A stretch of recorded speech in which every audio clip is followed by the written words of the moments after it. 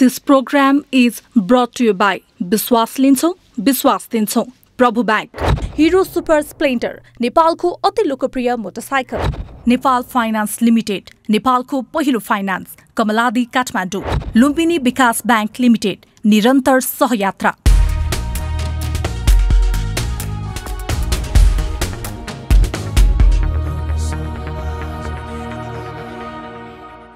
दर्शकबिन नमस्कार। कार्यक्रम तमसुमा ज्योतिर्गमयको यो विशेष श्रृङ्खलामा यहाँलाई हार्दिक स्वागत छ। यो यसर्थ पनि विशेष छ कि तपाईले यो पृष्ठभूमिले पनि थाहा पाइसक्नु भएको छ, यो अवस्थितिले पनि थाहा पाइसक्नु भएको छ। कार्यक्रमको नाम जस्तै यो अँध्यारोबाट उज्यालोतर्फको यात्रातर्फ रबड गराउने यो श्रृङ्खला हुनेछ। हामी यति बेला काठमाडौँको उत्तरी क्षेत्र बुढा नीलकण्ठभन्दा करिब 3 किलोमिटर उत्तर शिवपुरी राष्ट्रिय निकुञ्जको सङ्घारमा विपास्यना ध्यान केन्द्र धर्मशृङ्गाको यो प्रेक्षालयमा यो ध्यान केन्द्रभित्र यो संवाद गरिरहेका छौँ। यो अवस्थिति र हाम्रा अतिथिका कारणले तपाईले सङ्केत पाइसक्नु भएको छ कि हामीले के विषयमा संवाद गर्दैछौँ।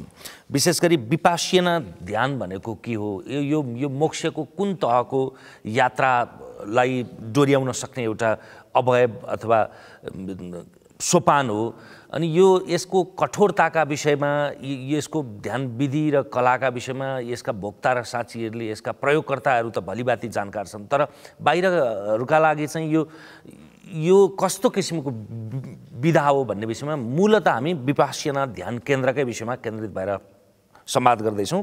नेपालमा अहिले 13 स्थानमा ध्यान शिविरहरू सञ्चालित छन्। थप 2वटा स्थानमा पनि चाँडै विस्तार हुने क्रममा रहेको छ। यसै सिलसिलामा कुराकानी गर्न हामीसँग हुनुहुन्छ विपास्यनाका क्षेत्रीय आचार्य तथा यो जुन ठाउँमा हामीले संवाद गरिरहेका छौँ धर्मशृङ्गाका केन्द्रीय आचार्य डाक्टर रूपज्योतिसँग संवाद गर्दैछौँ। डाक्टर ज्योति, स्वागत छ। नमस्कार। धेरै खुसी लाग्यो। यो के हो, यो विपास्यना भनेको के हो? विपास्यना भनेको भगवान बुद्धको शिक्षाको सार हो। उहाँले चाहिँ अब आफ्नो जीवनकालमा धेरै कुराहरू सिकाउनु भयो, उपदेशहरू दिनुभयो, तर यसको चाहिँ सार चाहिँ विपश्यना हो। यो विपश्यनाको उहाँले चाहिँ खोजी गर्नुभयो आफैले, आफ्नो अनुसन्धानले, आफ्नो परिश्रमले, तर त्यो विपश्यनाको साधनाको प्रयोगबाट नै उहाँले चाहिँ निर्वाण प्राप्त गर्नुभयो, होइन, मुक्ति प्राप्त गर्नुभयो। भन्न खोजेको त्रिपिटक पढ्नु अथवा बुद्धका विभिन्न अहिले त पछि सम्प्रदायहरू छन्, होइन, महायान, हीनयान, वज्रयान लगायतका अनेक सम्प्रदाय, विश्वविद्यालय, कयौँ विश्वभरि विश्वविद्यालयहरूमा यसका विषयमा शास्त्रार्थ हुन्छ, पढाइ हुन्छ, मान्छेले पोस्ट डक्टरेट गर्छ। ती सबै गर्नुभन्दा पनि विपास्यना गरियो भने बुद्धलाई सबभन्दा नजिकबाट बुझ्न सकिन्छ। बुद्धको उपदेशलाई अथवा बुद्धले देखाउनु भएको मार्गलाई सबभन्दा सहज रूपमा र सबभन्दा सन्निकट भएर बुझ्न यो सहज यात्रा हो भनिरहनु भएको छ तपाईँ। सहज यात्रा त नभनौँ, किनकि शिविरको क्रममा चाहिँ कठिनाइ रहन्छन्, तर मैले अघि भनिरहनु छ, यो मुख्य कुरा सार हो। यो यहीँबाट सुरुवात हुन्छ, किनकि यो आफ्नो मनलाई आफ्नो वशमा कसरी गर्ने र आफ्नो मनलाई चाहिँ विकार मुक्त गरेर चाहिँ मनलाई कसरी निर्मल गर्ने, यो चाहिँ प्र्याक्टिकल एस्पेक्ट हो, होइन। अरू कुराहरू चाहिँ आध्यात्मिक कुराहरू आफ्नो ठाउँमा आउला, सैद्धान्तिक कुरा आफ्नो ठाउँमा आउला, यो तर आफूले चाहिँ अप्लाई गर्नु सक्ने चाहिँ अप्लाइड धम्म भन्नु पऱ्यो यो विपश्यना। हुन त अब सबै कुरा भाषाबाट सहज रूपमा व्यक्त गर्न सम्भव हुँदैन। अझ यो अध्यात्मको मार्ग त यो अनुभूति गरेपछि मात्रै हुन्छ। मनलाई चिन्नु, आफूलाई चिन्नु, आत्माबाट परमात्मासम्मको सम्मिलनको यात्रालाई सहज पुर्याउने, अझ बुद्धको उपदेशको सार भनिसकेपछि यसलाई यो तर्कातीत विषय हो, यो व्याख्यातीत विषय हो। व्याख्याभन्दा माथि छ, तर्कभन्दा माथि छ, तर संवाद गर्न मसक्क आँटिसके पछाडि त यसको व्याख्या त गर्नु पर्यो। यो कस्तो विधि हो, कस्तो विधा हो, कति दिनको अनुष्ठान हो, कसरी सम्भव हुन्छ, कसका लागि हो? अब भगवान बुद्धको सन्दर्भमा एउटा उहाँले एकजना बुढी आमाले चाहिँ सोध्नु भएको थियो कि चाहिँ तपाईँले यो लामो लामो उपदेश त अरू सबैलाई विद्वानहरूलाई, होइन, पण्डितहरूलाई ठिक छ, तर म जस्तो चाहिँ साधारण व्यक्तिलाई चाहिँ यो धर्मलाई संक्षेपमा यसको सार चाहिँ मलाई बताइदिनुहोस् न, सुनाइदिनुहोस् न भन्दाखेरि भगवान बुद्धले चाहिँ एउटा सूत्र भन्नुभयो कि सब्ब पापस् अकर्णम कुशलस् उपसम्पदा सचित परियोजपनम एतम बुद्धानुशासनम। बुद्धको चाहिँ शासन अथवा शिक्षा, र मेरो मात्रै होइन, सबै बुद्धहरूको शिक्षा यति मात्रै हो कि कुनै चाहिँ पाप कर्म चाहिँ नगर्नु, होइन, भनेको चाहिँ अरूका अहित हुने काम चाहिँ कुनै नगर्नु, र कुशल कामहरू त्यसको चाहिँ सञ्चित गर्नु, राम्रो कामहरू, राम्रो कर्महरू गर्नु, र आफ्नो मनलाई चाहिँ निर्मल गर्नु, आफ्नो मनलाई सफा गर्नु, होइन, भन्ने चाहिँ यो कुरा भयो। संक्षिप्तमा यो विपश्यना पनि त्यसै क्रममा हो।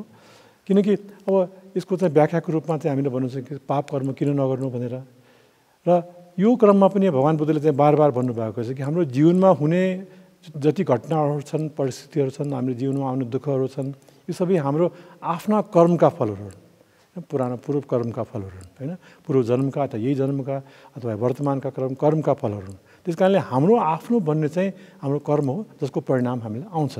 त्यस कारणले अब तपाईँले चाहिँ जानी अन्जानीमा चाहिँ होइन अब पाप कर्म गर्नु, अर्को अहित गर्ने काम गर्नुभयो, तर त्यो भविष्यमा चाहिँ त्यो दुःखको रूपमा त आउँछ। त्यस कारणले भविष्यमा चाहिँ दुःख आउनुबाट चाहिँ आफूले सतर्क हुँदा चाहिँ यो पाप कर्म चाहिँ गर्नु पाएन होइन। र अब पुरानो कर्म त भइसकेको छ, अब त्यसको त दुःख आउँछ। त्यस कारण चाहिँ त्यो दुःख आउने बेलामा चाहिँ आफूले त्यसको सामना गर्नलाई मद्दत पाउनलाई चाहिँ तपाईँले राम्रो कुशल कर्महरू चाहिँ सञ्चित गऱ्यो भने त्यसको बेलामा तपाईँलाई मद्दत पाउँछ, त्यसरी सामना गर्नु चाहिँ होइन सजिलो हुन्छ। र मनलाई चाहिँ शुद्ध गर्ने, मनलाई निर्मल गरेपछि जुन मन कर्म संस्कारहरू मनमा चाहिँ अलि जम्मा भएको छ त्यो चाहिँ भविष्यमा दुःख आउन सक्ने, त्यो चाहिँ दुःख चाहिँ यो विपश्यनाको साधनाबाट चाहिँ तपाईँ त्यसबाट मुक्ति पाउन सक्नुहुन्छ।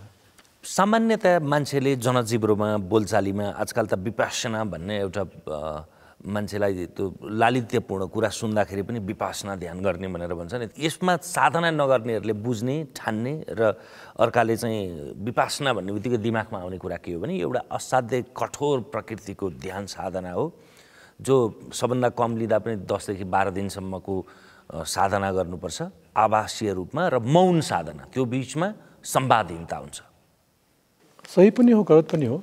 यो भगवान् बुद्धको जुन यो मार्ग यो मध्यम मार्ग हो, किनकि उहाँले आफ्नो यो यसको मुक्तिको चाहिँ खोजमा चाहिँ उहाँले चाहिँ धेरै कठिन प्रकारको अनेकौँ प्रकारको चाहिँ तपस्या साधना पनि गर्नुभयो।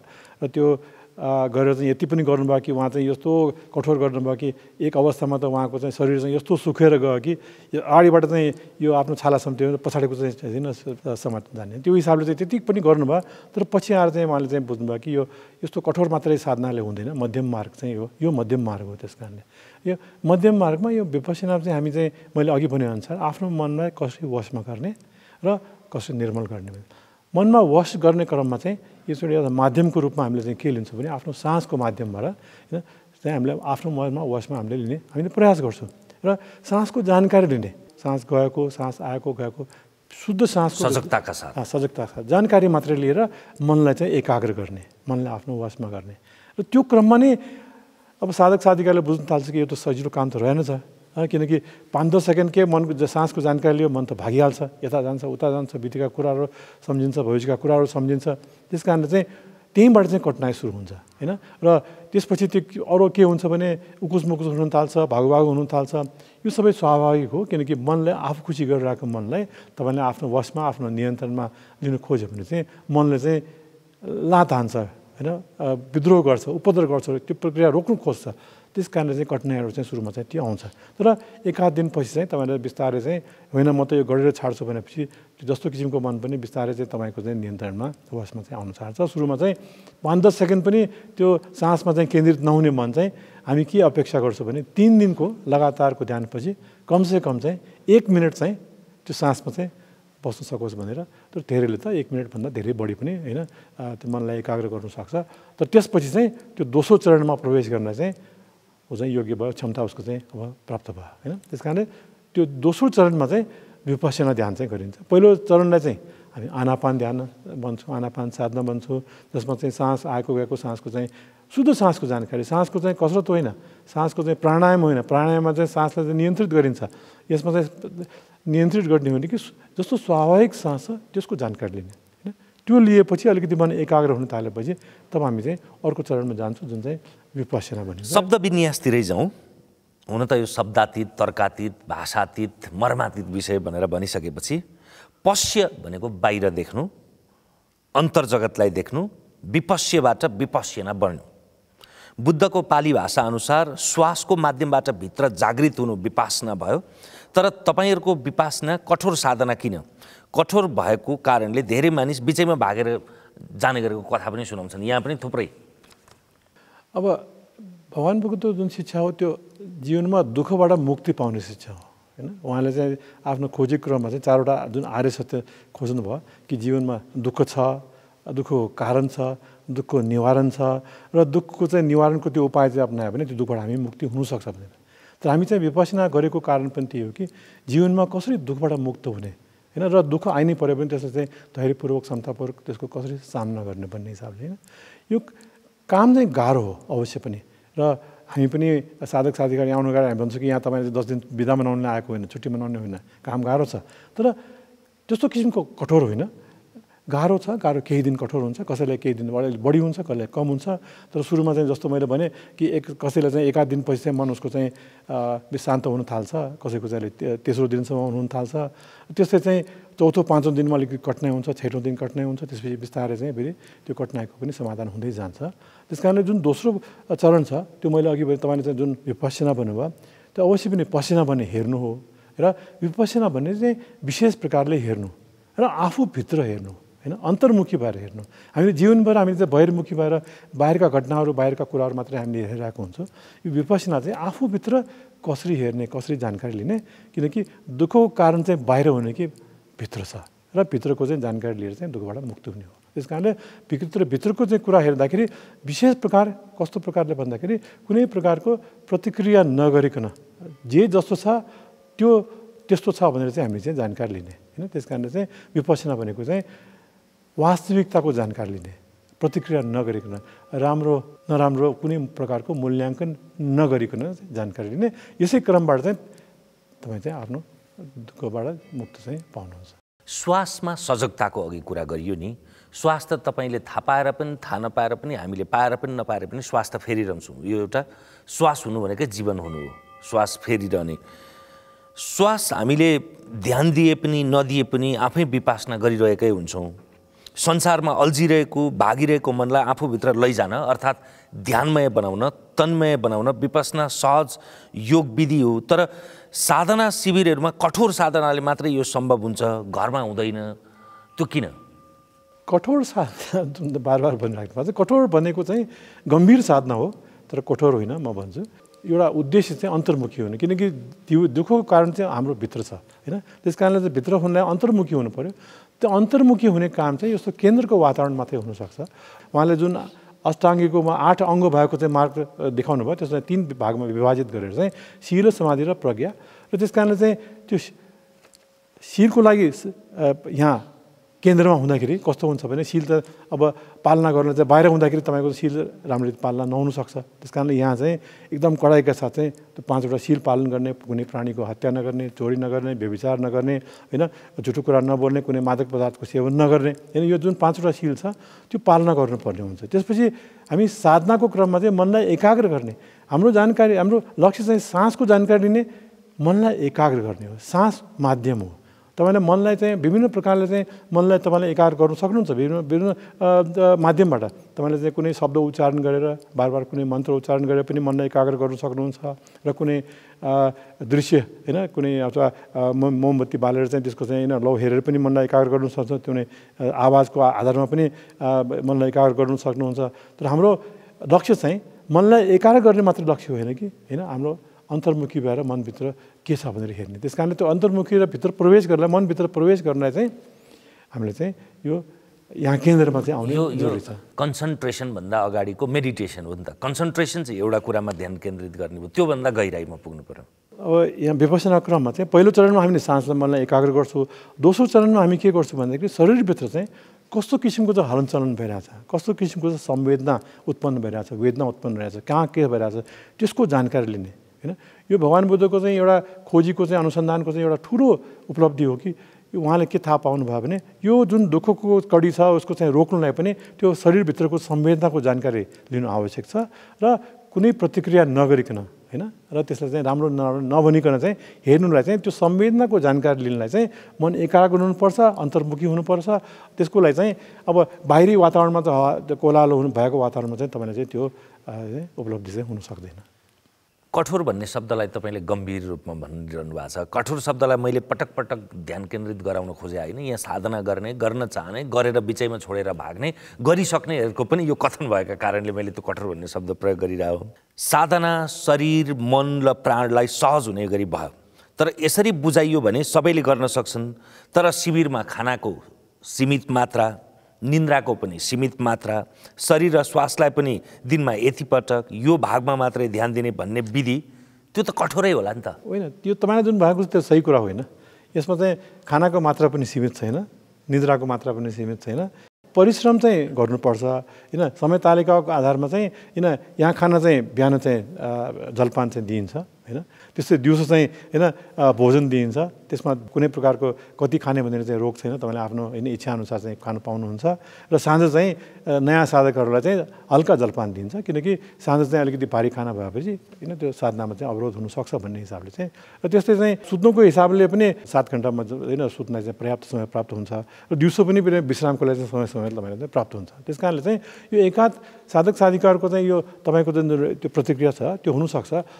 त्यस कारणले गम्भीर छ, गाह्रो छ, तर यस्तो छ कि धेरैले चाहिँ त्यसलाई चाहिँ सहजतापूर्वक चाहिँ त्यसलाई चाहिँ सामना गर्नु सकेको छ।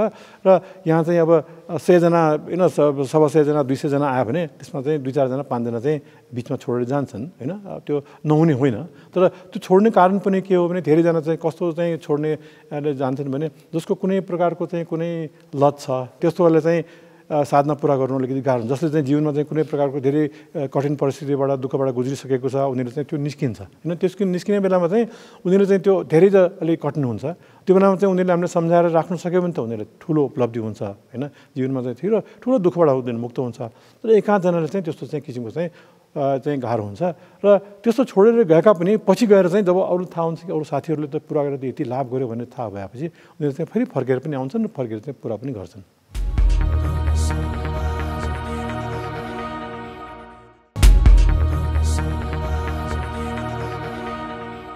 कठोरताकै कुरा गरिरहँदा बुद्धले आफै पनि आफ्नो जिउ अगाडिको पेट र पछाडिको ढाडको छाला नै जोडिने गरेको त्यो अवस्थासम्मको कठोरताको सामना गर्नुभयो।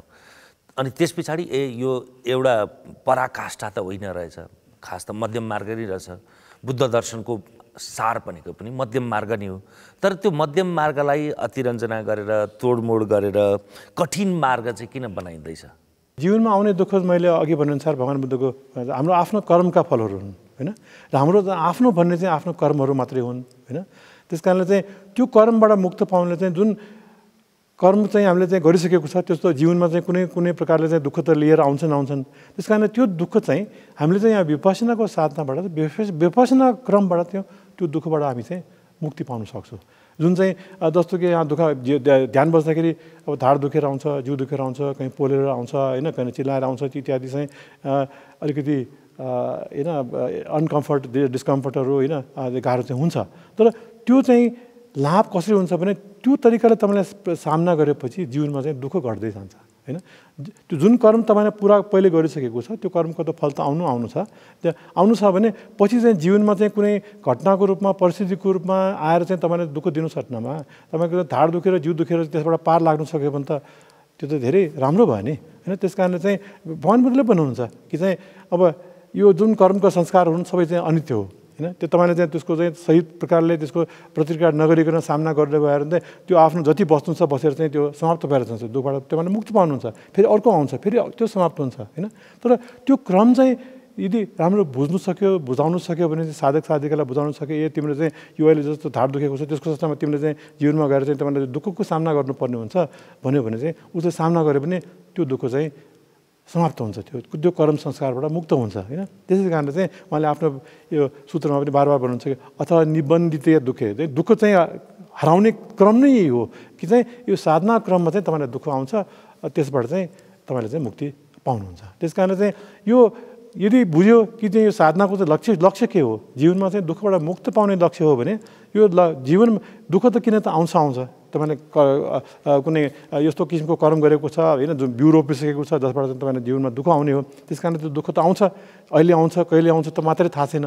तर त्यो दुःख चाहिँ तपाईँले एउटा नियन्त्रित रूपले होइन एउटा चाहिँ यो केन्द्रको चाहिँ यो वातावरणमा चाहिँ तपाईँले चाहिँ दुःख चाहिँ त्यो समाप्त गर्नु सक्यो भने त त्यो त ठुलो लाभ भयो नि।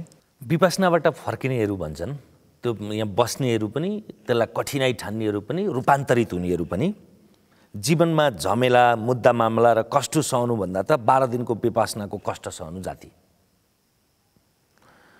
यसले त जीवनलाई समस्या परेकालाई मात्रै विपश्यना भन्ने सन्देश जाँदैन र त्यो कठिनतालाई मात्रै पखाल्नलाई। अब यो चाहिँ कुरा मैले अघि भने नि होइन, अब भगवान बुद्धले चाहिँ जुन भन्नुहुन्छ कि हाम्रो जीवनमा हुने परिस्थिति घटनाहरू दुःखको काम चाहिँ आफ्नै कर्मका फलहरू होइन त्यो हामीले त्यो कर्मबाट मुक्ति पाउनु पऱ्यो कर्म संस्कारबाट मुक्ति पाउनु पऱ्यो होइन त्यो मुक्ति पाउनलाई चाहिँ अब तपाईँले भन्नुहुन्छ कि त्यो 12 दिनसम्म यहाँ बसेर चाहिँ 12 दिनबाट चाहिँ यहाँ तपाईँले जुन दुःखबाट मुक्ति पाएको छ त्यसको चाहिँ प्रत्यक्ष चाहिँ प्रतिफल के छ भने तपाईँलाई जीवनमा चाहिँ त्यो त्यति दुःख चाहिँ घट्छ त्यो जीवनमा चाहिँ दुःख चाहिँ आउँदैन किनकि त्यो चाहिँ यहीँ नै समाप्त भयो त्यस कारणले चाहिँ यो गरेको काम चाहिँ कारणले गर्दाखेरि जीवनमा चाहिँ तपाईँको चाहिँ दुःख चाहिँ घट्छ हाम्रो संवादले फेरि विपासना भनेको कठोरतमको पराकाष्ठा हो यो दुःखको भवसागर हो भन्ने अर्थ पनि नजाओस् खालि त्यो त्यसबाट विरक्ति हुनेहरू दुःखबाट मुक्ति पाउने यो दुःखबाट जीवनमा दुःखबाट मुक्ति पाउने चाहिँ यो साधना हो दुःखबाट सामना गर्ने सामना होइन जस्तो कि हामी चाहिँ दुःखको कारण एउटा के हो भने राग र द्वेष हो होइन हामी चाहिँ कतिपटक हामी चाहिँ हाम्रो मनमा यति द्वेष छ होइन अब धेरै व्यक्तिहरू चाहिँ यहाँ आउँछन् कि एकदमै छिनछिनमा रिसाउने छिनछिनमा व्याकुल हुने अरूलाई गाली गर्ने अरूले कोटपिट गर्ने त्यस्तो व्यक्तिहरू चाहिँ होइन व्यक्ति हुन्छन् उनीहरू चाहिँ साधना बसेर चाहिँ आफ्नो त्यो मनमा चाहिँ जो त्यो द्वेषका भण्डार छ होइन हामीले इकट्ठा गरिरहेको चाहिँ त्यो रिसको भण्डार छ त्यो सबै चाहिँ यो विपश्यना साधनाबाट त्यसको बिस्तारै चाहिँ त्यसको हटाउन सक्छ होइन त्यो हटाएपछि त्यो आफ्नो दैनिक जीवनमा फर्केपछि उसको रिस चाहिँ घटेको हुन्छ होइन उसको व्याकुलता घटेको हुन्छ त्यसले गर्दाखेरि उसले आफूले पनि लाभ पाएको हुन्छ सँगै बस्ने उनीहरूले पनि लाभ पाएको हुन्छ किनकि उसको परिणाम भोग्नु परेन त्यस कारणले चाहिँ यो हिसाबले चाहिँ यो विपश्यना साधनाले चाहिँ होइन मनमा भएको विकारहरू चाहिँ हटाउन र घटाउन चाहिँ लाभ दिन्छ र त्यो विकारहरू हट्ने घट्ने चाहिँ प्रक्रिया के हो भने यो चाहिँ त्यही हो कि यो कुनै न कुनै ठाउँमा चाहिँ पोलेर आउँछ दुखेर आउँछ त्यो चाहिँ होइन गाह्रो हुन्छ तर त्यसको परिणाम चाहिँ राम्रो हुन्छ तपाईको व्यक्तिगत अनुभूतिमा हुन त अब यो ध्यान केन्द्र यसरी सुरु भएको तपाईको पिताको पालादेखि 36 वर्ष भइसक्यो तपाईको जीवनमा आएको रूपान्तरण तपाईको जीवन जगतलाई हेर्ने दृष्टिकोण तपाईले आफ्नो दुःखलाई हेर्ने दृष्टिकोण तपाईको दिनचर्यामा आएको रूपान्तरण के छ भने जब आफूले बुझ्न थालिन्छ कि चाहिँ यो मेरो चाहिँ जीवनमा आउने सबै दुःखहरू चाहिँ आफ्नै कर्मका फलहरू भनेर हामीले चाहिँ अरूलाई चाहिँ दोष दिनु चाहिँ त्यो चाहिँ हामीले घट्न थाल्छ होइन र त्यसको चाहिँ समाधानको लागि चाहिँ होइन बाहिर चाहिँ त्यो समाधान खोज्नु चाहिँ सट्टामा चाहिँ आफूले भित्र समाधान होइन खोज्नु चाहिँ हामी थाल्छौँ होइन र जुन त्यसको सामना गर्नलाई पनि आफूलाई सजिलो हुन्छ किनकि ल मेरो त दुःख त आयो र दुःख चाहिँ अहिले नआएको भए चाहिँ पछि आउँथ्यो अथवा यो तरिकाले नआए भए अर्को तरिकाले आउँथ्यो त्यस कारणले यसको चाहिँ सामना गर्नु पऱ्यो होइन सामना गर्नु पऱ्यो समतापूर्वक सामना यसको चाहिँ झन् बढाउने काम चाहिँ गर्नु भएन होइन यसलाई चाहिँ धैर्यपूर्वक समतापूर्वक सामना गरे पनि जति त्यो दुःख बस्नुपर्ने थियो त्यो बसेर चाहिँ यो आफै चाहिँ जान्छन् भन्ने चाहिँ त्यो मनमा लिएर चाहिँ त्यो परिस्थितिको सामना गर्नु सकेको खण्डमा चाहिँ त्यो दुःखको सामना गर्नु चाहिँ धेरै चाहिँ सहज चाहिँ हुन्छ मैले अझै वैयक्तिक ढङ्गबाट क्या जीवन दृष्टिलाई समाजलाई परिवारलाई अरू आयामलाई हेर्ने तपाईँको आफ्नो आँखी झ्यालमा तपाईँले त्यो च्याउने चहरमा के रूपान्तरण भयो तपाईँ यो विपासना ध्यानसँग नजोडिनु भएको भए त्यसको साधना नगर्नु भएको अहिले आचार्य नहुनु भएको तपाईँ यस्तै हुनुहुन्थ्यो अब यही हामी चाहिँ दुःखको कारण मैले अघि भने राग र द्वेष हो होइन राग र द्वेषको कारणले हामीले चाहिँ विभिन्न प्रकारको चाहिँ हामीले इमोसनल हामीले रियाक्सन हुन्छ फिलिङ हुन्छ होइन रिस हुन्छ भय हुन्छ क्रोध हुन्छ होइन र व्याकुलता हुन्छ त्यो सबै चाहिँ हामी चाहिँ हामीलाई इकट्ठा गर्दै गइरहेको हुन्छ मनभित्र होइन त विपश्यना साधनाबाट चाहिँ त्यो घटाउँदै जानु सक्छौँ हामी त्यस कारणले चाहिँ अब भएको सञ्चित आफूले घटाउन सक्यो होइन भने चाहिँ जस्तो किसिमको भयभीत हुने परिस्थिति आयो भने आफ्नो सञ्चित भएको सञ्चित कम भएको हुनाले चाहिँ त्यो भय चाहिँ आउँदैन अथवा धेरै कम आउँछ होइन भय कम आएपछि त उसको स्वतः तपाईँलाई लाभ हुन्छ अब जस्तो कि आफ्नो क्रोधको सञ्चित चाहिँ धेरै छ भने क्रोधित हुने चाहिँ कुनै परिस्थिति आयो भने धेरै आफ्नो एकदमै त्यो रिस उठ्छ एकदम रिस उठेको कारणले चाहिँ धेरै मन आकुल व्याकुल हुन्छ तपाईँसँग बसेको सबैजनाले चाहिँ तपाईँलाई आकुल व्याकुल गराइदिनुहुन्छ तर विपश्यनाको साधनाको क्रमले तपाईँले आफ्नो सञ्चित भएको चाहिँ क्रोध चाहिँ घटाउन सक्यो रिस घटाउन सक्यो भने त्यो क्रोध चाहिँ त्यति जोरले त्यति बलले आउँदैन अथवा त्यति छिनछिन आउँदैन त्यति चाँडै आउँदैन भने चाहिँ तपाईँलाई पनि लाभ भयो किनकि तपाईँको मन क्षमतामा बस्ने भयो र अरूले पनि लाभ हुने किनकि तपाईँको क्रोधको चाहिँ उनले चाहिँ त्यो फल चाहिँ तपाईँलाई उनीहरूले पनि पाएन होइन त्यस कारणले त्यो हिसाबले चाहिँ स्वतः लाभ हुन्छ कि मन तपाईँको निर्बल हुँदै जान्छ मन तपाईँको चाहिँ मनको चाहिँ क्रोध गर्दै जान्छ भय गर्दै जान्छ व्याकुलता गर्दै जान्छ त्यो घटेपछि चाहिँ विभिन्न प्रकारको चाहिँ प्रतिकूल परिस्थितिको सामना गर्नलाई पनि तपाईँले चाहिँ स्वतः चाहिँ बल प्राप्त हुन्छ मुख्य सचिव भएको बेलामा लीलामणि पौडेलजीले उहाँ आफै विपश्यना ध्यानमा बस्नुभयो त्यस पछाडि यो त निजामती कर्मचारीका लागि विशेष गरी कम्तीमा अधिकृत तहका नयाँ शोधार्थीहरू नयाँ विद्यार्थीहरू भनौँ अथवा नयाँ काम थाल्नेहरूलाई त यो त अनिवार्य गर्नुपर्छ भनेर त्यो क्रम अझै पनि चलिरहेको होला हैन। त्यो निजामती कर्मचारीहरूले विपासना ध्यान केन्द्रको यो साधना एकखेप गरेपछि उनीहरू त पटक पटक यो रस चाखे पछाडि त पछि पनि गर्लान्, तर यसलाई बाध्यात्मक रूपमै गराएपछि उनीहरूको हेर्ने दृष्टिकोण समाजलाई, किनभने सरकार भनेको त स्थायी सरकार भने त निजामती सेवा नै हो, उसले यहाँ प्रशिक्षित भएपछि सरकारको कार्य सम्पादनमा के असर प्रभाव पर्यो होला? 5-7 वर्ष त भइसक्यो। मनलाई निर्मल गर्नु सक्नु भनेको त्यो व्यक्तिलाई स्वतः चाहिँ लाभ हुने हो हैन। व्यक्ति चाहिँ निजामती कर्मचारी होस् अथवा व्यापारी होस् अथवा वकिल होस् अथवा हैन सेनामा होस् अथवा प्रहरीमा होस् हैन, हरेक ठाउँमा पनि अब आफ्नो मन चाहिँ समतामा बस्न थाल्यो हैन, मनको चाहिँ व्याकुलताहरू घट्न थाल्यो, मनको चाहिँ भय घट्न थाल्यो, मनको चाहिँ हैन रिसिपी घट्न थाल्यो, रागद्वेष घट्न थाल्यो भने त हरेक व्यक्तिलाई यसले लाभ हुन्छ हैन। किनकि यहाँ त अब त्यस कारणले चाहिँ समाजका विभिन्न क्षेत्रबाट चाहिँ साधक साधिकाहरू आउँछन् र प्रत्येकलाई लाभ पाउँछन् हैन। अब जस्तो कि कुनै डक्टरहरू आउँछन्, अब डक्टरहरूको चाहिँ कठिनाइ के छ भने उनीहरू चाहिँ जब बिरामी जान्छ, बिरामी चाहिँ यो धेरै कठिन परिस्थितिबाट गुजिरहेको बेलामा डक्टरलाई पनि मनमा चाहिँ उसले उकुसमुकुस हुन थाल्छ, व्याकुलता हुन थाल्छ हैन। तर विपश्यना साधना चाहिँ त्यो मन चाहिँ उसको समतामा बस्न थालेपछि त्यो बिरामीको चाहिँ उपचार गर्नलाई चाहिँ धेरै सहज हुन्छ हैन। त्यस्तो चाहिँ अब हरेक क्षेत्रमा हुन्छ। त्यस कारणले उहाँ चाहिँ निजामती अब कर्मचारीको क्षेत्रबाट आउनुभएको हुनाले, सेवाबाट आउनुभएको हुनाले चाहिँ उहाँले लाग्यो ए मेरो क्षेत्रमा चाहिँ सबैलाई काम लाग्छ भनेर। तर यो सबैले हुन्छ। व्यापारीहरूले पनि सबैले ठान्छ कि यो सबै व्यापारीले चाहिँ ध्यान गरेको भए कस्तो राम्रो हुन्छ भनेर हैन। र वकिलहरूले पनि ठान्छ कि सबै वकिलहरूले गरे चाहिँ राम्रो हुन्छ भनेर। त्यो कारण किन हो भन्दाखेरि सबै व्यक्तिले चाहिँ यसले चाहिँ लाभ दिन्छ।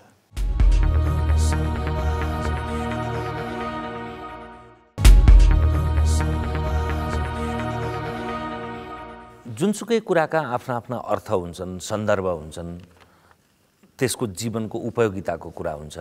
विपासना ध्यानले चाहिँ जीवनमा के प्रभाव पार्छ? किन मान्छे यहाँ आउने? मनलाई समतामा राख्नुलाई हैन। किनकि हरेक व्यक्तिले चाहिँ आफ्नो जीवनमा चाहिँ अनेकौं प्रकारको चाहिँ परिस्थितिको सामना गर्नुपर्ने हुन्छ। आफूले भनिरहेको चाहिरहेको कुरा नभइरहेको हुन्छ, आफूले चाहिरहेको कुरा चाहिँ नभइरहेको हुन्छ र आफूले अनेकौं प्रकारको हामीले इच्छा गर्छौँ कि यस्तो मलाई यस्तो होस् अथवा यस्तो नहोस् भनेर त्यस्तो भइरहेको हुन्छ हैन। त्यो भइरहेको बेलामा चाहिँ हामी चाहिँ व्याकुल हुन्छौँ र त्यो व्याकुल आफू मात्रै हुँदैन कि हामी त्यो व्याकुलता आफूसँग, आफन्तहरूसँग, आफ्नो इष्टमित्रहरूसँग सबैलाई हामीले चाहिँ बाँड्छौँ हैन। त्यस कारणले यो दुःख चाहिँ को हामी सम्वर्धन गर्छौँ, दुःख हामीले बढाउने काम गर्छौँ हैन। त्यस कारणले यो विपश्यना साधना चाहिँ त्यस्तो प्रकारको परिस्थितिमा चाहिँ कसरी चाहिँ संयमका साथ, कसरी समताका साथ चाहिँ त्यसको सामना गर्ने भन्ने चाहिँ यो साधना हो हैन। र यो कसरी हुन्छ भन्दाखेरि यो जुन यो मनका विकारहरू छन्, मनमा चाहिँ थुप्रिरहेको हुन्छन् र मनमा थुप्रिराखेपछि चाहिँ त्यो जति थुप्रिरहेको छ त्यसको पुरा बल लिएर आउँछन्। जस्तो कि तपाईँले चाहिँ मनमा चाहिँ धेरै रिस थुपारिरहेको छ हैन। अब विभिन्न समयको चाहिँ तपाईँको रिस छ, त्यो थुपार्दै गएको छ भयो भने चाहिँ अब अर्को एउटा परिस्थिति हुन आयो जहाँ तपाईँको अब रिसाउने परिस्थिति आयो भने त्यो पुरा मनको पुरानो त्यो सञ्चितको बलले चाहिँ एकदम ठुलो रिस आउनसक्छ हैन। त्यस्तै चाहिँ तपाईँको मनमा चाहिँ धेरै भय चाहिँ सञ्चित भइरहेको छ भने अलिकति त्यो भयभीत हुने चाहिँ परिस्थिति आयो भने त्यो पुरानो भय त्यो सञ्चित भएको पुरा बल लिएर चाहिँ त्यो ठुलो भएर आउँछन्। त्यस कारणले चाहिँ यो विपश्यना साधनाले चाहिँ मनमा सञ्चित भएको चाहिँ त्यो भय, क्रोध, लोभ, लालच, ईर्ष्या, व्याकुलता सबै घटाउन चाहिँ मद्दत गर्छ।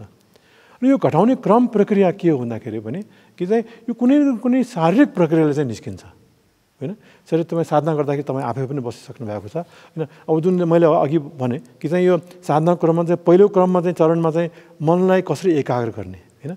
मनलाई एकाग्र गर्नु आफैमा गाह्रो काम छ, किनकि मनले चाहिँ आफू खुसी गरिरहेको मन हैन, कहिले कसैले चाहिँ नियन्त्रण नगरेको मनलाई चाहिँ तपाईँले आफू खुसी उसलाई नियन्त्रण गर्नु खोज्यो भने त मनले त लात हान्छ, उसले चाहिँ हैन उपद्रव गर्छ, रोक्नु खोज्छ हैन। जस्तो कि तपाईँले सानो एउटा आफ्नो बच्चालाई पनि त्यो जुन चाहिँ अहिलेसम्म क्लासमा पढ्नु गएको छैन, उसले पढाउनु गयो भने त छिनछिनमा बाथरुम जान्छ भन्छ कि पानी खानु भन्छ कि हैन, किनकि त्यो मन पर्दैन। त्यस्तै मनले पनि सुरुमा चाहिँ त्यो मनलाई तपाईँले आफ्नो वशमा गर्नु खोज्यो भने चाहिँ उसले भित्रबाट लात हान्छ, त्यो हैन रोक्नु खोज्छ। तर बिस्तारै चाहिँ त्यो मन चाहिँ तपाईँले प्रयास गर्दै गएपछि, धैर्यपूर्वक काम गर्दै गएपछि त्यो मन तपाईँलाई नियन्त्रणमा आउन थाल्छ हैन। त्यस कारणले चाहिँ त्यो पहिलो चरणमा चाहिँ त्यो गाह्रो हुने कामको किन छ भने त्यो मन चाहिँ नियन्त्रित हुन चाहँदैन, मन आफ्नो तपाईँको वशमा हुन चाहँदैन। त्यस कारण त्यो गाह्रो हुन्छ। तर त्यो एकाध दिनपछि बिस्तारै चाहिँ त्यो मन चाहिँ शान्त हुन थालेपछि त्यो काम चाहिँ सहज हुन थाल्छ। त्यस्तै चाहिँ त्यो दोस्रो चरणमा चाहिँ जुन विपश्यना, चौथो दिनदेखि विपश्यना काम सुरु हुन्छ, त्यो शरीरभित्र कस्तो किसिमको संवेदना भइरहेको छ त्यो जानकारी लिने क्रममा पनि हैन त्यो विभिन्न जीवनमा त्यो हामीले थुपारिरहेको चाहिँ त्यो भय क्रोध यो द्वेष व्याकुलता अथवा चाहिँ विभिन्न प्रकारको कर्म संस्कारहरू पनि त्यो निस्किने क्रम चाहिँ कुनै न कुनै शारीरिक रूपमा निस्किन्छ र साँच्चै भन्दाखेरि यो धेरै एकदम यो वैज्ञानिक विधि हो हैन। यो जुन प्रकारले आसनमा बसाइन्छ त्यो आसनमा बसाउने पनि एउटा कारण के छ भने यसले विभिन्न चाहिँ एउटा विक पोइन्टहरू क्रिएट गर्छ शरीरमा जहाँबाट चाहिँ यो दुःखहरू चाहिँ निस्किन सकोस्। त्यस कारणले निस्किने क्रममा चाहिँ नबुझ्नेहरूले चाहिँ उसले प्रतिक्रिया गरेपछि चाहिँ झन् उसको मल्टिप्लाई हुन्छ, झन् बढ्छ हैन। त्यस कारण चाहिँ हामी के उसको मुख्य चाहिँ यसको चाहिँ उद्देश्य के प्रतिक्रिया नगर्नु। विपश्यना भनेको राम्रो नराम्रो नभनिकन प्रतिक्रिया नगरिकन त्यसलाई चाहिँ हामीले साक्षी भावले चाहिँ त्यसलाई त्यो मनमा शरीरमा उत्पन्न भएको जुन संवेदना छ हेर्नु सकियो भने चाहिँ त्यो हामीले त्यो संवेदनाबाट मुक्त पाउँछ र एउटा दुःखबाट मुक्त पाउँछ, एउटा विकारबाट मुक्त पाउँछ हैन। त्यस्तै हाम्रो रिस घट्नु घट्दै जान्छ, भय घट्दै जान्छ, कर्म संस्कारका फलहरू घट्दै जान्छ हैन। त्यस कारण चाहिँ तपाईँले चाहिँ यहाँ 10 दिनको शिविरमा जति तपाईँको आफ्नो विकारहरू चाहिँ हटाउन सक्यो घटाउन सक्यो त्यति चाहिँ जीवन चाहिँ पछि हैन लाभ हुन्छ। त्यो मौनता चाहिँ किन मौन साधना चाहिँ मौनको अन्तर्मुखीहरू छ हामीले हैन। हामीले चाहिँ यो जीवनमा चाहिँ हामी दुःखको कारण हामीले बाहिर चाहिँ हामीले चाहिँ आजसम्म हेरेको चाहिँ जब आफूले चाहिँ थाहा भयो कि जीवन यो दुःखको कारण चाहिँ हाम्रो भित्र छ त्यस कारणले अन्तर्मुखी भएर चाहिँ आफ्नो मनलाई हेर्नु छ, मनलाई हेर्नु छ। मनमा हेर्नु पनि कारण छ, मनलाई हेर्नु हैन। भगवान बुद्धले भन्नुभएको छ हाम्रो कर्म पनि हामी विभिन्न प्रकारको कर्म छ हैन। एउटा शरीरको कर्म छ हैन, त्यसपछि चाहिँ वाणीको कर्म छ, त्यसपछि मनको कर्म छ हैन। र उहाँले भन्नुहुन्छ कि मनोपगमगममा मनोसेठा मनोमया भनेपछि मन नै प्रमुख छ। यो सबै कर्म चाहिँ मनबाट सुरु हुन्छ र मनको कर्म चाहिँ पछि बढेर गएर चाहिँ वाणीमा पुग्छ, वाणीको कर्म चाहिँ मनको कर्म बढेर गएर चाहिँ शरीरमा पुग्छ। तर सुरु कहाँबाट हुन्छ? मनको कर्मबाट सुरु हुन्छ। त्यस कारणले मनलाई हामीले चाहिँ आफूले चाहिँ नियन्त्रित गर्नु पर्यो, मनलाई आफूले चाहिँ आफ्नो वशमा राख्यो भने चाहिँ त्यो अर्को ठुलो कर्म भएर चाहिँ जाँदैन हैन। त्यस कारणले त्यो मनलाई सफा गर्नलाई चाहिँ आफ्नो भित्र हेर्नु पर्यो, मनलाई निरीक्षण गर्नु सक्नु पर्यो। त्यो गर्नलाई चाहिँ अन्तर्मुखी हुनु पर्यो। त्यो अन्तर्मुखी हुनलाई चाहिँ यहाँ यस्तो केन्द्रको वातावरणमा चाहिँ बाहिर कसैको सम्पर्क नराखिन हैन त्यो गर्नुपर्छ। किनकि तपाईँले कसैको कुरा गर्नु साथै तपाईँको मन त बाहिर गयो। विपश्यनाका अनुसार मोक्ष भने चाहिँ के? दुःखबाट मुक्ति। अब जीवनमा जुन आउने दुःख हो त्यो दुःख कसरी घटाउने कसरी मेटाउने हैन त्यो साधना गरेर चाहिँ तपाईँले चाहिँ जीवनमा आउने दुःख चाहिँ त्यो साधनाको क्रममा साधनाको समयमा त्यसबाट साधना अवधिमा चाहिँ तपाईँले हटाउन सक्यो भने त त्यो दुःखबाट त मुक्ति पाएन, मोक्ष प्राप्ति भएन त्यो हिसाबले होइन। जति दुःख घट्दै घट्दै गयो घट्दै घट्दै एउटा अवस्थामा पुगेर चाहिँ तपाईँको भएको सबै कर्म संस्कारबाट तपाईँ मुक्त भयो भने त मोक्ष प्राप्त गर्नुभयो। त्यस कारणले त्यो पहिलो कदम चाहिँ सुरु गर्यो, त्यसको दोस्रो कदम तेस्रो कदम जाँदा जाँदा चाहिँ तपाईँ सम्पूर्ण दुःखबाट चाहिँ तपाईँलाई मुक्त हुन सकेको भने चाहिँ त्यो मोक्ष प्राप्त भयो। यसको चाहिँ अन्तिम लक्ष्य चाहिँ यो पुरा यो जुन क्रम छ दुःख चक्रबाट त्यो मुक्ति पाउने यो यसको उद्देश्य हो। जस्तो अब यो साधना गर्नु यसलाई अब शब्दका रूपमा गम्भीर भनौँ कठोर भनौँ जेसुकै भनौँ त्यसले चाहिँ मान्छेलाई जस्तो यहाँ आएर उनीहरूको रूपान्तरणका प्रतिक्रियाहरू पनि त तपाईँले त सुन्ने गर्नु भएको छ नि, सुन्न पाउनु भएको छ नि, त्यो अरूलाई पनि प्रेरणा हुन सकोस् भनेर कस्तो किसिमको प्रतिक्रिया के सोचेर आएको के भयो अथवा दुःखको कुन स्तरको भवसागर चिन्ताको हैन आर्तनादको पीडाको अनेक हुन्छ नि, त्यो दुःखलाई पनि कसरी ग्रहण गर्ने भन्ने हो नि। मान्छेले त अरूसँगका कारणले दुःख छ, अर्कासँगको दुश्मनीका कारणले दुःख छ, परिस्थितिका कारणले चाहिँ मनस्थिति फरक पर्यो भन्छौँ नि, तर मनस्थितिका कारणले परिस्थिति फरक परिरहेको हुन्छ। त्यस्ता केही नमुना प्रतिक्रियाहरू हुनसक्छ। साँच्चै भन्यो भने म पनि विपश्यनाबाट चाहिँ अलिकति आकर्षित भएको पनि यस्तै घटना थियो कि अब यो केन्द्रहरूको चाहिँ सुरुवात गर्नुमा चाहिँ मेरो बुवा मणिहर्ष ज्योति उहाँको ठुलो योगदान थियो। उहाँ र एकजना अर्को हुनुहुन्थ्यो साधक युद्ध कुमार सिद्धि भन्ने, उहाँहरू दुईजना मिलेर चाहिँ विपश्यना साधनालाई चाहिँ नेपालमा ल्याउनु भएको थियो। हाम्रो गुरु सत्यनारायण गोइन्कालाई चाहिँ नेपालमा चाहिँ उहाँले ल्याउनु भएको थियो। र मेरो बुवाको चाहिँ यो अन्तिम समयको चाहिँ जुन घटना छ उहाँको चाहिँ अनुभव थियो त्यसले चाहिँ मलाई धेरै प्रभावित पार्यो। किनकि उहाँले चाहिँ अब साधनामा त धेरै उहाँ अगाडि गइसक्नु भएको थियो होइन, धेरै अभ्यास पनि थियो। उहाँले चाहिँ जीवनको अन्तिम समयमा चाहिँ क्यान्सर भयो होइन, लङ क्यान्सर भयो र लङ क्यान्सर भएपछि नेपालमा त्यो समयमा चाहिँ नेपालमा चाहिँ त्यो क्यान्सरको चाहिँ उपचार इभन केमोथेरापीको चाहिँ राम्रो व्यवस्था चाहिँ थिएन। त्यस कारणले चाहिँ डक्टरले सल्लाह दियो तपाईँ चाहिँ ब्याङ्ककमा गएर चाहिँ यो गराउनुपर्छ भनेर चाहिँ, त्यस कारणले ब्याङ्ककमा गयो। ब्याङ्कक गएर चाहिँ 6 पटक गर्नुपर्छ भनेर चाहिँ भन्यो होइन। अब 6 पटक चाहिँ गर्ने क्रम सुरु गरेपछि अब कहिले कहिले त अब 2 वर्षमा अब होइन उहाँको चाहिँ अब कमसेकम 2-4 वर्ष त अब बाँच्न सक्नुहुन्छ भनेर भयो। पछि हुँदै गएपछि त्यो घट्दै गयो। तर यो सेटब्याक हुँदै गयो होइन। तर हरेक पटक सेटब्याक हुँदाखेरि आफूले चाहिँ उहाँले चाहिँ थाम्नु सक्यो होइन कि ल ठिक छ हेरौँ न भनेर चाहिँ त्यस्तो धेरै व्याकुल नहुने धेरै दुःखी नहुने त्योभन्दा पनि जब अन्तिम समयमा चाहिँ हामी चाहिँ 5औं पटक होइन हामी जब ब्याङ्ककमा गएपछि उहाँको चाहिँ अब क्यान्सर त एकदमै मेटास्टेसिस भएर फैलिसकेको थियो होइन अब धेरै अब उहाँले चाहिँ केमोथेरापी दिइरहेको छ अब दिएपछि डक्टर आयो त्यहाँ आएर चाहिँ उहाँले चाहिँ भन्नुभयो कि हेर्नुहोस् हामी कहाँ चाहिँ धेरै एकदम राम्रो राम्रो पेन किलरहरू छन् होइन तपाईँ चाहेको बेलामा चाहिँ हामीलाई भन्नु सक्नुहुन्छ भनेर होइन तर उहाँले चाहिँ पेन किलर मागिरहेको छैन त्यो डक्टर पनि होइन अलि गजब भएर चाहिँ हामीले पछि मलाई भन्नुभयो कि उहाँको ब्याकग्राउन्ड सुनेपछि he must be a very big good Dhamma person होइन किन भन्दाखेरि हेर्नुहोस् अरू चाहिँ पेसेन्टहरू चाहिँ यो होइन यस्तो अवस्थामा चाहिँ कस्तो छटपट हुन्छ कस्तो हुँदैन उहाँले त पटक्कै यस्तो भइरहेको छैन भनेर चाहिँ भनेपछि मलाई लाग्यो त उहाँको चाहिँ विपसनाको चाहिँ असर चाहिँ होला भनेर त्यस्तै चाहिँ उहाँको अन्तिम समयमा पनि अब उहाँले चाहिँ अब मलाई लाग्छ कि अब हरेक ठाउँ हामी पनि सँगै हुन्थ्यो म र मेरो श्रीमती हामी एक दिन चाहिँ उहाँले भन्नुभयो कि ल तिमी गएर चाहिँ ब्याङ्कक घुम्नु जाऊ भने चाहिँ हामीले चाहिँ घुम्नु पठाइदियो र हामी गएको बेलामा चाहिँ डक्टरसँग बोलाएर चाहिँ उहाँले सोध्यो कि मेरो अब कस्तो छ अवस्था भनेदेखि डक्टरले भन्यो कि अब तपाईँको त अवस्था त छैन अब केही दिन केही समय मात्रै छ भनेपछि त्यो समयदेखि चाहिँ उहाँले चाहिँ अरू सबै कुरा छोडेर चाहिँ मन एकाग्र गरेर चाहिँ होइन बस्नुभयो केही छटपट पनि भएन के भने बिस्तारै चाहिँ उहाँ चाहिँ हामीले हेर्दा हेर्दै चाहिँ उहाँ चाहिँ आफ्नो शरीर चाहिँ त्याग्नु भयो होइन भएपछि मलाई चाहिँ धेरै प्रभावित पऱ्यो कि यस्तो कठिन समयमा पनि विपसनाले उहाँले चाहिँ यति मद्दत गर्यो भनेर चाहिँ जस्तो कि मानौँ पानी एउटा रिकभरीमा चाहिँ होइन एउटा तपाईँले चाहिँ कुनै एकदम स्पिरिट राख्नुभयो भने त्यो आफ्नो उडेर जाने जस्तो खुरुकको चाहिँ उहाँले चाहिँ शरीर त्याग्नु भयो बस्दा बस्दै शरीर त्याग्नु भयो भएपछि यस्तो हामीले चाहिँ अब कठिन समयमा पनि उहाँको चाहिँ त्यो शरीर त्याग्ने क्रम हेरेपछि हामीलाई पनि धेरै मनलाई ढाडस प्राप्त भयो त्यो विपसना यस्तो राम्रो रहेपछि यो जिउने कला मात्रै रहेछ कि यो मर्ने पनि कला हो भनेर चाहिँ आफूले अनुभएपछि यो त राम्रो आफूले चाहिँ गम्भीरतापूर्वक लिनुपर्छ भनेर चाहिँ मलाई लागेर चाहिँ म पछि फर्केर चाहिँ विपसनामा गम्भीर भएँ मेरो बुवा त गम्भीर साधक हुनुभयो होइन त्यो त्यस कारणमा त साधना गरिरहेको तर अर्को एउटा घटना चाहिँ मेरो सासुमा होइन मेरो सासुमा चाहिँ उहाँले चाहिँ उहाँको पनि त्यस्तै क्यान्सर भएको लङ क्यान्सर भएको उहाँको पनि कठिन भएको तर उहाँको समयमा चाहिँ नेपालमा चाहिँ यो केमोथेरापी चाहिँ सुरु भइसकेको अब हामी चाहिँ त्यो इगतपुरीमा चाहिँ हामी 1 महिनाको शिविर बसिरहेको थिएँ त्यो बेलामा चाहिँ थाहा पाइयो कि यहाँ काठमाडौँमा चाहिँ उहाँले चाहिँ क्यान्सर भएको छ भनेर चाहिँ थाहा पाइयो खबर आयो त्यहाँ होइन खबर आएपछि हामी फर्केर आएपछि उहाँको गएपछि परिवारमा सबैजना एकदम व्याकुल कि ल अब क्यान्सर भयो अब के गर्ने कसरी भयो उहाँ पनि अलिकति चिन्तित होइन भएपछि मैले सोधेँ कि ल तपाईँ त विपसना बस्नु भएको अब सुरु गर्नु कमसेकम तपाईँलाई मनलाई होइन क्षमतामा राख्नलाई धेरै व्याकुलता कमलाई मद्दत हुन्छ मैले त बिर्सिसकेँ 7 वर्ष अगाडि चाहिँ एउटा शिविर बसेको त्यसपछि 2-4 महिना अभ्यास गरेको त्यसपछि त्यो बिर्सिसकेँ भने तपाईँ सुरु गर्नुहुन्छ भन्दाखेरि हुन्छ म गर्छु भनेपछि हामी सँगै बसेर चाहिँ फेरि उहाँको आनापानबाट सुरु गराएँ ल तपाईँ अब सास आएको हेर्नुहोस् भनेपछि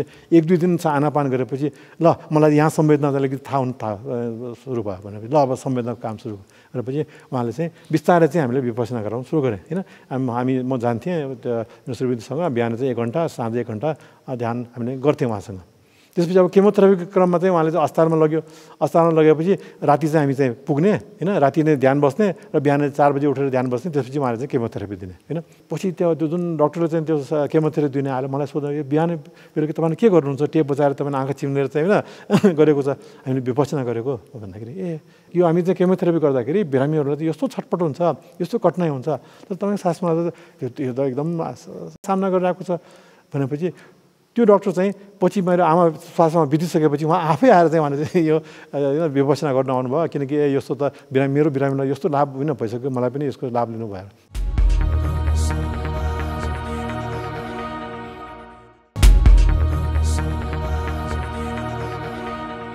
आज चाहिँ पूर्ण रूपमा विपसनाकै मात्रै कुरा गरौँ भन्ने सन्दर्भ आएको थियो अलिअलि वैयक्तिक प्रसङ्ग पनि छेरौँ एकदमै संक्षेपमा किनभने डाक्टर रूपज्योतिसँग कुरा गरेपछि अहिले यो खालि ध्यान साधनाको मात्रै कुरा होइन एउटा ठुलो व्यापारिक घरानाको पात्र र भर्खरै मात्रै अध्यक्षमा निर्वाचित भएको त्यो फेरि सहज होइन सहज त भन्नु होला तर सहज देखिँदैन दाजुभाइका बिचमा पानी बाराबारको अवस्था आउनु यसलाई मैले यो ध्यानसँग कसरी जोड्छु यो साधनासँग कसरी जोड्छु भने यति विराटता यति गहिराई यति जीवनलाई मृत्युसम्म पनि उन्मुक्ति खोज्ने पात्र र त्यो परिवारमा त्यो किसिमको पानी बाराबारको पद हस्तान्तरणको पनि तपाईँले कति भन्नु होला कति नहोला, तर तपाईँको दाजु पद्मज्योति र तपाईँ बिचमा बोलचाल बन्द हुनेदेखि लिएर अंशबन्धको केसमा यो सांसारिक जीवन चाहिँ बेग्लै अनि यो आध्यात्मिक जीवन चाहिँ बेग्लै हो कि क्या हो? किनभने यतातिरको यो साधनाले त त्यतापट्टि पनि त प्रभाव पार्नुपर्ने नि। अब मैले अघि भने अनुसार चाहिँ यो पनि आफ्नो कर्मका फल हो होइन। मेरो कर्मका फल, मेरो दाइको कर्मका फल, जसले गर्दाखेरि हामी दुवैलाई यो दुःखको रूपमा यसको सामना गर्नु परिरहेको छ। अब मेरो जीवनमा दुःख आउनु, मेरो परिवारमा दुःख आउनु चाहिँ माध्यम चाहिँ मेरो दाइको परिवार भएर आयो होइन। तर कारण चाहिँ आफू नै हो होइन, मेरो आफ्नै कर्मका फलहरू भनेर चाहिँ हामीले यसलाई लिएको खण्डमा चाहिँ सजिलो हुन्छ। तर यहाँ एउटा कुरा अर्को पनि बुझ्नु जरुरी के छ भने कि चाहिँ धेरैले भन्नुहुन्छ होइन कि तपाईँ चाहिँ अब विपश्यना गरेको होइन, तपाईँले त सबै चिज त्याग दिनुपर्छ नि होइन, किन यस्तो किसिममा चाहिँ तपाईँलाई परिराख्नुपर्ने भन्ने हिसाबले। अब यो विपश्यना क्रममा चाहिँ यो बुझ्नुपर्छ कि त्याग्न भनेको पनि यो मेरो चाहिँ मैले जिम्मेवारी त्याग्नु हुँदैन। जिम्मेवारी त्याग्नु हुँदैन। मेरो जिम्मेवारी के प्रति भन्दाखेरि मेरो परिवारप्रति होइन, मेरो बहिनीप्रति होइन, मेरो नाति नातिनीप्रतिको जिम्मेवारी छ। अब उनीहरूको भविष्य चाहिँ मैले त्याग्नु चाहिँ त्यो सही काम चाहिँ हुँदैन, त्यो गलत कर्म भयो होइन। त्यस कारणले चाहिँ उनीहरूको चाहिँ हितको त मैले रक्षा गर्नु पऱ्यो, त्यो हिसाबले चाहिँ मलाई चाहिँ होइन अब प्रतिरोध गर्नु पऱ्यो होइन, प्रतिरक्षा गर्नु पऱ्यो उनीहरूको। त्यो हिसाबले चाहिँ यो अलिकति तिक्ततापूर्ण गयो होइन। तर मनमा चाहिँ द्वेष राख्नु भएन होइन। मलाई पनि अहिले अब भन्दाखेरि उहाँले सुन्दाखेरि चाहिँ मैले त्यस्तै ढाँट्यो भने भन्नुलाई मैले त सधैँ म चिन्ता गर्छु कि यो जुन होइन गलत काम भइरहेको छ त्यसबाट चाहिँ पछि गएर चाहिँ फेरि अर्को दुःख आउँछ कि भन्ने हिसाबले चाहिँ होइन चाहिँ अरूले मेरो जीवनमा दुःख ल्याएको भएको भए चाहिँ मलाई त्यो सोच आउनु नि थियो। आफ्नै परिवारको कारणले आउँदाखेरि चाहिँ मलाई के चिन्ता हुन्छ भने उनीहरू पनि अलिकति यो धर्मको बाटोमा लागेको खण्डमा चाहिँ होइन अलिकति सजिलो हुन्छ र उहाँहरूले भविष्यमा चाहिँ अर्को दुःख चाहिँ फेरि सामना गर्नु नपर्ला भन्ने हिसाबले हुनसक्छ भनेर। त्यस कारणले मुख्य कुरा के छ भने यसलाई चाहिँ सामना गर्नलाई चाहिँ मलाई चाहिँ धेरै बल प्राप्त भयो होइन। र अर्को उदाहरण दिन्छ, राम्रो उदाहरण होइन कि अब आजभोलि त कोभिड त छ्यापछ्याप्टी छ, सबै ठाउँमा कोभिड छ होइन। अब म पनि अस्ति चाहिँ यहाँ एउटा शिविर चलाइरहेको थिएँ होइन, र शिविर चलाएर चाहिँ म फर्किने बेलामा चाहिँ एक दिन अगाडि चाहिँ मलाई खबर आयो कि मेरो बुहारीलाई चाहिँ पोजिटिभ आयो भनेर। त मैले भने नेक्स्ट डे चाहिँ तपाईँले ल त अरूलाई पनि चेक गर होइन, फेरि अर्को पनि हुनसक्छ भनेर चाहिँ अर्को दिनमा चाहिँ चेक गरेर चाहिँ ताकि त मेरो अर्को 6 जनाले चाहिँ मेरो श्रीमतीलाई पनि होइन पोजिटिभ, मेरो छोरीलाई पनि 7-8 जना सबैलाई चाहिँ होइन कोरोना लाग्यो होइन। भएपछि अब म त फर्किनु भएन भनेपछि म त बाहिर बसेँ। अब त्यो बेलामा त धेरै चिन्ता भयो सबैलाई, सबै दुःख पनि भयो। तर मलाई के लाग्यो भने किसिमले राम्रो भयो कि चाहिँ 7 जना 8 जना सबैलाई भयो होइन। सबैले भयो मलाई क्वारेन्टाइन बस्दाखेरि त सबैजना एकैचोटि सँगै बस्नु पायो होइन, एक आपसले मद्दत गर्नु पायो होइन। चाहिँ म मात्रै चाहिँ बाहिर बसेर पुग्यो। त्यस कारणले चाहिँ दुःख त आयो, त्यो दुःख पनि रोगको रूपमा पनि दुःखै हो आउने, त्यो उनीहरूको कर्मको जुन फल हो त्यो एकैचोटि चाहिँ आएर चाहिँ उनीहरूले दुःखी धेरै तकलिफ पनि भयो। तर उनीहरूको चाहिँ कुनै राम्रो कर्मको कारणले चाहिँ यो जुन यसको सामना गर्नुलाई चाहिँ उनीहरूलाई चाहिँ धेरै सजिलो पनि भयो होइन। त्यो हिसाबले चाहिँ म ठान्छु। त्यस कारणले चाहिँ यो दुःख चाहिँ आउँछ, तर दुःख आउने बेलामा चाहिँ यदि क्षमतापूर्वक यसलाई चाहिँ सामना गऱ्यो खण्डमा चाहिँ हामीले चाहिँ यसलाई दुःखलाई चाहिँ सहज रूपले हामीले चाहिँ त्यो गर्नु सक्छ। त्यस कारणले म पारिवारिक रूपमा जुन कठिनाइ भइरहेछ, अब निकै समस्या भइरहेछ, निकै कठिनाइहरू भइरहेछ। भएको चाहिँ के तपाईँहरूको भन्न मिल्ने जति भएको त के हो भन्दाखेरि अब बुवाले चाहिँ हामीले चाहिँ अब 40 वर्ष अगाडि चाहिँ हामीले अंशबन्डा गरिसकेको होइन। अंशबन्डा गरेर भएको सम्पत्तिहरू सबै चाहिँ हामीले 3 भागमा विभाजित गरी एक भाग चाहिँ उहाँले आफूले राख्नुभयो, एक भाग मलाई, एक भाग दाइलाई दिनुभयो होइन। र दाइले दिएपछि अब त्यसपछि तर उहाँले कम्पनीहरू सबैमा चाहिँ हामीले चाहिँ सेयरको रूपमा ल किन सबैको सम्पत्ति आफआफ्नो हुनुभयो, सेयर चाहिँ 3 भागमा विभाजित गरेर एक भाग दाइलाई, एक भाग मेरो, एक भाग चाहिँ आफूले राख्नुभयो। दाइ बुवा बित्नु भएपछि उहाँको चाहिँ भाग चाहिँ आमालाई गयो र उहाँ आमा बित्नु भएपछि आमाले चाहिँ आफ्नो मेरो एकजना अविवाहित बहिनी छ उसलाई चाहिँ दिएर गयो होइन। काम चाहिँ हाम्रो सबै कम्पनीहरू चाहिँ त्यस्तो किसिमको सेयरको रूपमा सञ्चालन भइरहेको। तर एउटा कम्पनीमा चाहिँ हाम्रो के भयो भने कि चाहिँ एउटा विशेष कारणले गर्दाखेरि चाहिँ यो 3 जनाको सेयर चाहिँ तत्कालै चाहिँ राख्नु सकेन, पछि राख्ने भन्ने कुरा भयो। र काम चाहिँको जिम्मेवारी चाहिँ एउटा चाहिँ दाइको छोरालाई एउटा जिम्मेवारी होइन, होन्डाको मोटरसाइकलको जिम्मेवारी र यता हिरोको चाहिँ मोटरसाइकलको जिम्मेवारी मेरो छोरी र छोराले चाहिँ होइन जिम्मेवारी दिएर चाहिँ काम गरियो। गरेपछि अब सुरुमा त सबैलाई थाहा थियो कि त्यो सगुलोको हो भनेर, र हामीले चाहिँ त्यहाँबाट लाभ हुने पनि हामीले सबैले बाँडिरहेको थिएँ। त्यसपछि गएर चाहिँ अब त्यो होन्डाले चाहिँ अलि राम्रो भयो होइन परिणाम, त्यो हामीले थाहा पनि थियो त्यो राम्रो त हुन्छ भनेर। हिरो चाहिँ को नामबाट त होन्डा छुटेपछि त अलिक कठिनाइ बन्यो। तर त्यो राम्रो हुँदै गएपछि पछि आएर चाहिँ दाइको छोराले मनमा के भयो भने यो हामी आफै राखौँ किन सबैजना बाँट्ने भन्ने हिसाबले भयो। हामी भन्दै गयो कि यो त मिल्दैन भनेर भनेपछि त्यो उहाँहरूको मनमा भएपछि अरू कठिनाइहरू चाहिँ त्यो भयो। त्यसपछि अरू कम्पनी पनि सबै होइन हामीले छुटाउँ भनेर चाहिँ भयो। तर त्यो हन्डाको काम चाहिँ अलिकति धेरै होइन फाइदा हुने काम भएको हुनाले चाहिँ हामीले छोड्नु सक्ने अवस्था आएन। त्यो भएको हुनाले अथवा चाहिँ त्यसको हामीले जुन पाउनुपर्ने उहाँले चाहिँ दिनु चाहिँ मान्नु भएन। त्यो हिसाबले चाहिँ मेरो अब छोराछोरी मेरो बहिनी होइन उनीहरू सबैले चाहिँ धेरै ठुलो असर पर्ने देखेको हुनाले चाहिँ यो अलिकति बढेर गएको। यसमा धेरै नगिजलौँ, साधकले समाधान हुन्छ यसको चाहिँ अब जति बस्नुपर्ने छ बसेर चाहिँ यो दुःख पनि अनन्तसम्म जाँदैन। अनित्य बहुत त्यही हो कि चाहिँ होइन यो इम्पर्मानेन्स भनेको चाहिँ जति यसको अवधि चाहिँ आउनुपर्ने त्यो अवधि अलि लामो हुनसक्छ छोटो हुनसक्छ। तर समय आएर त सबै यसबाट पनि दुःखबाट पनि मुक्त हुन्छ हामी। बुद्धको दर्शनको सार भनेको विपश्यना हो। विपश्यनाको सारका विषयमा हामीले अघि चर्चा गऱ्यौँ। अझै मूर्त रूपमा यसको सार कसरी ग्रहण गर्ने यसलाई? धर्मलाई जीवनमा उतार्नु पर्यो होइन। धर्मलाई चाहिँ हामीले चाहिँ यो सम्झिनु भएन कि धर्म चाहिँ हामी केन्द्रमा आएर चाहिँ होइन साधना गरेँ होइन साधना गरेर चाहिँ ल 10 दिन बिताएर आएँ अब ल म चाहिँ अब जे गरेर पनि भयो भने चाहिँ त्यो बुझ्नु पाएन होइन।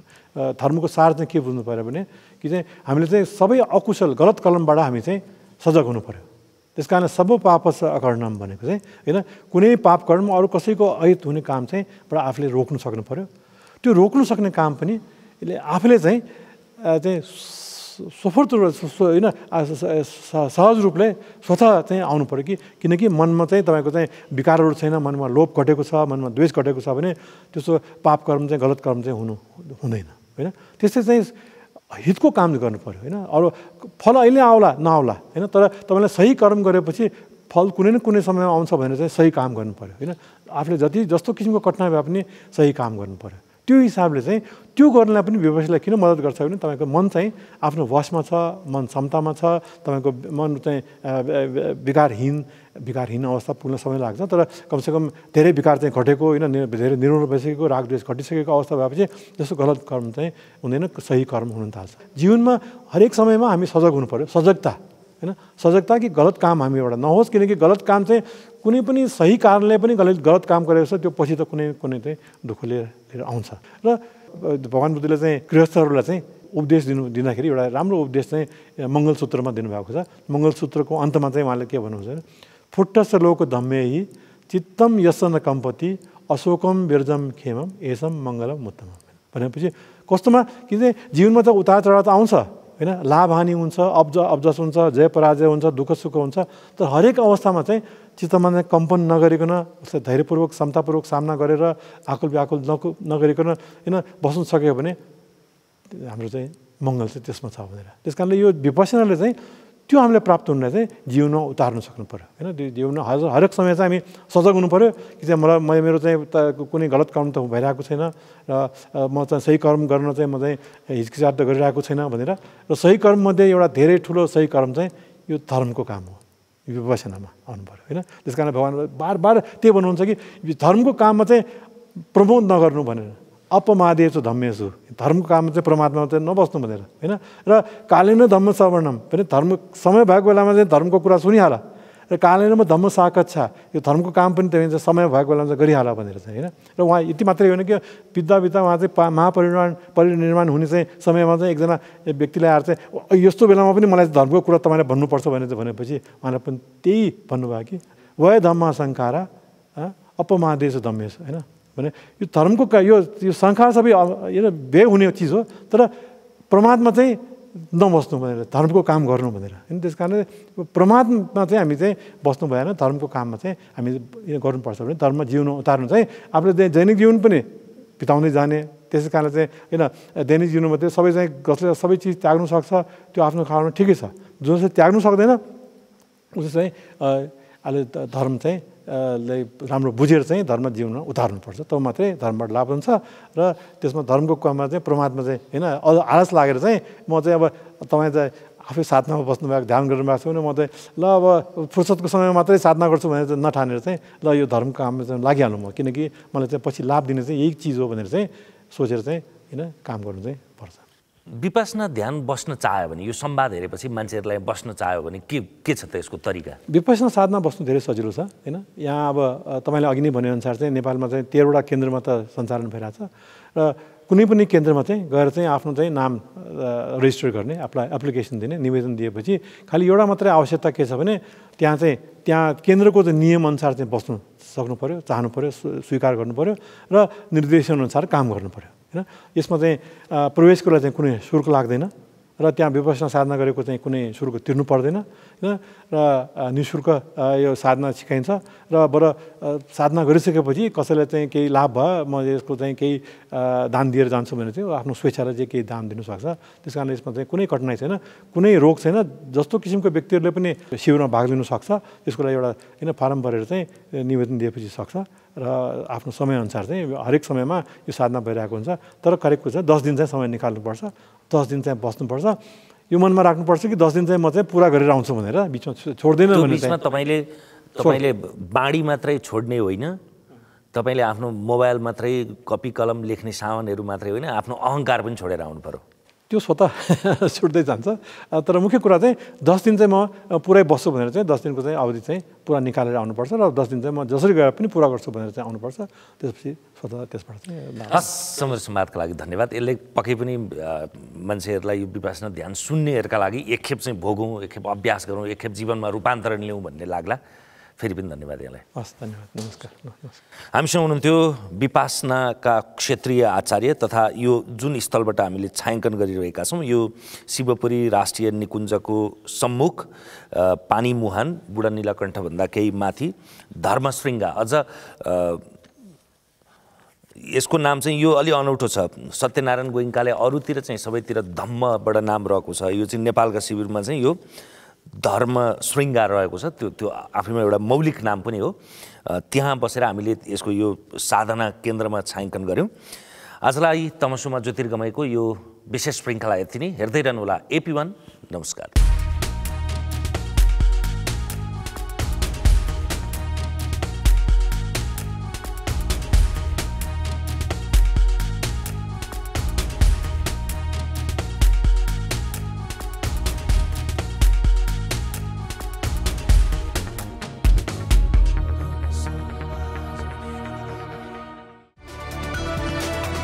It's an AP1 presentation. This program is brought to you by विश्वास लिन्छौं, विश्वास दिन्छौं, प्रभु बैंक, हिरो सुपर स्प्लेन्डर, नेपालको अति लोकप्रिय मोटरसाइकल, नेपाल फाइनान्स लिमिटेड, नेपालको पहिलो फाइनान्स, कमलादी काठमाडौँ, लुम्बिनी विकास बैंक लिमिटेड, निरन्तर सहयात्रा।